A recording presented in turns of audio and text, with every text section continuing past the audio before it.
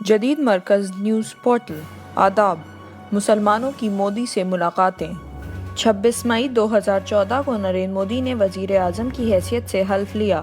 چونکہ ان پر گجرات میں مسلمانوں کے قتل عام کا الزام تھا، اس لیے ملک کے عام مسلمانوں کو ان کا وزیر اعظم بننا اچھا نہیں لگا تھا۔ وزیر اعظم بننے کے بعد نریندر مودی نے سب کے ساتھ سب کا وکاس کا نعرہ دیا اور لوک سبھا میں تقریر کرتے ہوئے ملک کے مسلمانوں کی پسماندگی کے لیے کانگریس پارٹی کو ذمہ دار قرار دیتے ہوئے یہاں تک کہہ دیا کہ اگر ان پر منہ بھرائی کا الزام بھی لگا تو وہ اس الزام کی پرواہ کیے بغیر ملک کے مسلمانوں کو آگے بڑھانے کا کام کریں گے۔ ان کے نعرے اور لوک سبھا کے اس بیان کے آتے ہی مسلمانوں کا ایک گروہ جو سطح میں بیٹھے لوگوں کی خوشامد میں قصیدے پڑھے بغیر زندہ نہیں رہ گیا، وہ مودی سے ملاقات کے لیے اتابلا ہو گیا۔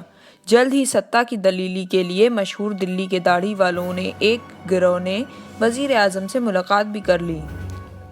جواز یہ پیش کیا گیا کہ مودی بہرحال ملک کے وزیر اعظم ہیں اور وزیر اعظم یا سرکار میں بیٹھے دیگر ذمہ داروں سے ملے بغیر ہم اپنی بات بھی ان تک پہنچا نہیں سکتے۔ جو لوگ وزیر اعظم سے مل کر اپنی بات کہنے کے لیے بے چین تھے اور ابھی تک ہیں، وہ یہ بھول گئے کہ نریندر مودی RSS کی بھٹی میں اچھی طرح تپ کر نکلے ہیں اور اس عہدے تک پہنچے ہیں۔ وہ پنڈت اٹل بہاری واجپئی بھی نہیں ہیں جو کبھی کبھی مصلحت سے کام لیتے تھے۔ مشہور صحافی این رام دلی سے دور بیٹھ کر نریندر مودی کے ذہن کو اچھی طرح پڑھ لیتے ہیں اور کہتے ہیں کہ نریندر مودی میں 1% بھی تبدیلی نہیں آئی ہے۔ وہ وہی نریندر مودی ہیں جو 2002 میں گجرات کے وزیر اعلیٰ کی حیثیت سے تھے، ان کی صرف پوزیشن تبدیل ہوئی ہے بس۔ ہمیں حیرت ہے کہ دلی میں بیٹھے خود کو بہت قابل بتانے والے مسلمان مودی کو این رام کی طرح نہیں سمجھ سکے، یا یوں کہیں کہ سمجھنے کی کوشش ہی نہیں کی، اور مودی کے سلسلے میں آج تک طرح طرح کی غلط فہمیاں پالے بیٹھے ہیں۔ بات آگے بڑھانے سے پہلے ہم یہ بھی صاف کر دیں کہ آج کی بھارتیہ جنتا پارٹی میں نریندر مودی کی مرضی کے بغیر پتا بھی نہیں ہلتا۔ الیکشن مہم کس قسم کی چلائی جانی ہے، اس کا فیصلہ امت شاہ نہیں نریندر مودی کرتے ہیں۔ BJP کے کئی ممبران پارلیمنٹ اور وزیر تک مسلمانوں کے خلاف جو زہر اگلتے ہیں وہ مودی کو شاید بہت اچھا لگتا ہے اور زہریلی زبان بولنے والوں کی وہ حوصلہ افزائی بھی کرتے رہتے ہیں۔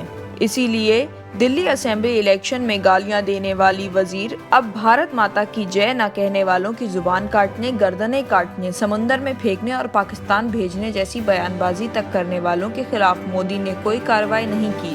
وہ کارروائی کر بھی نہیں سکتے کیونکہ بقول این رام ان میں کوئی تبدیلی نہیں آئی ہے۔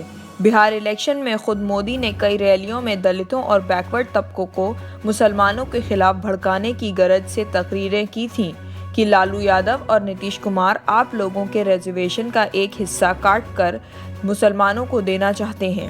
میں اپنی جان کی بازی لگا دوں گا لیکن آپ کے ریزرویشن پر آنچ نہیں آنے دوں گا۔ بہار میں ہی خود مودی پنک ریولیوشن کی بات کر چکے تھے۔ اب 5 پردیشوں کے الیکشن کی مہم کے دوران اسم اور ویسٹ بنگال میں BJP کی پوری مہم مسلم مخالفت پر رہی۔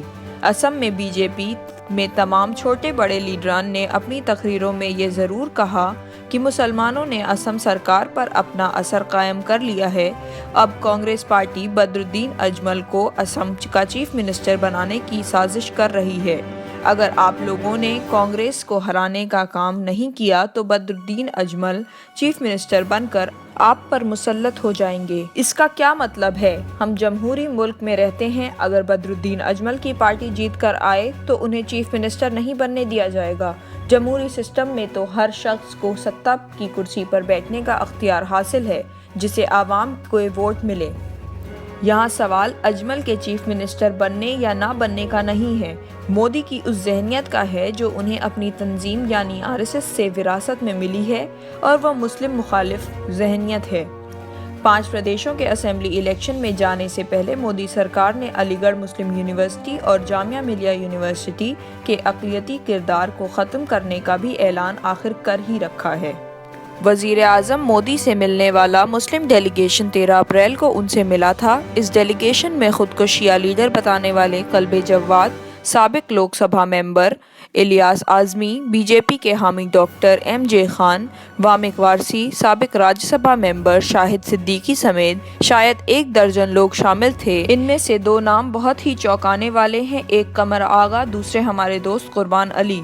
लखनऊ यूनिवर्सिटी के प्रोफेसर डॉक्टर रमेश दीक्षित ने इंतहाई अफसोस और तकलीफ के साथ हमें जब फ़ोन पर ये इत्तला देते हुए कहा कि अब क्या बचा है, अब तो कमर आगा और कुर्बान अली तक मोदी की चाय पियाए। उन्होंने बताया कि सरकारी इत्तला के मुताबिक मुसलमानों का ये डेलीगेशन मोदी के सऊदी अरब के कामयाब दौरे के लिए उन्हें मुबारकबाद देने गया था। हमारे लिए ये इत्तला इंतहाई तकलीफ दे थी। इस मीटिंग में भी अपनी आदत के मुताबिक कल्बे जवाद ने बदअक्ली की ही बातें की। मसलन उन्होंने मोदी को मशवरा दिया कि सऊदी अरब दौरे के बाद उन्हें ईरान भी ज़रूर जाना चाहिए। मतलब ये कि अब वह शिया औकाफ के साथ ईरान और पूरी दुनिया की शिया आबादी के भी ठेकेदार हो गए। शाहिद सिद्दीकी सभी सियासी पार्टियों में रहकर आजकल कहीं नहीं हैं, इसलिए वह और इलियास आज़मी अपने लिए सियासी ज़मीन तलाश कर रहे हैं। वह ज़मीन अगर बीजेपी में भी मिल सके तो उन्हें एतराज़ नहीं होगा। शायद इसी मकसद से शाहिद सिद्दीकी ने नरेंद्र मोदी की शान में कसीदे भी पढ़े। उनके कसीदों का मोदी पर कोई असर इसलिए नहीं पड़ा कि एक बार मोदी इंटरव्यू देकर गलती कर चुके थे। उस इंटरव्यू का उल्टा ही असर हुआ था। अब भी जो लोग नरेंद्र मोदी से मिलकर मुसलमानों की बात करने का ख्याल रखते हों, उन्हें ये अच्छी तरह समझ लेना चाहिए कि अगर आइंदा 3 सालों तक मरकज़ी सरकार ने मुसलमानों के लिए कुछ भी न किया तो क़यामत नहीं टूट पड़ेगी। मोदी से कोई उम्मीद रखना पत्थर से सर टकराने जैसा है। मोदी और उनकी सरकार का एजेंडा तय है। कुछ मुसलमानों के उनसे मिलने और उनकी खुशामद करने से उन पर कोई फ़र्क पड़ने वाला नहीं है।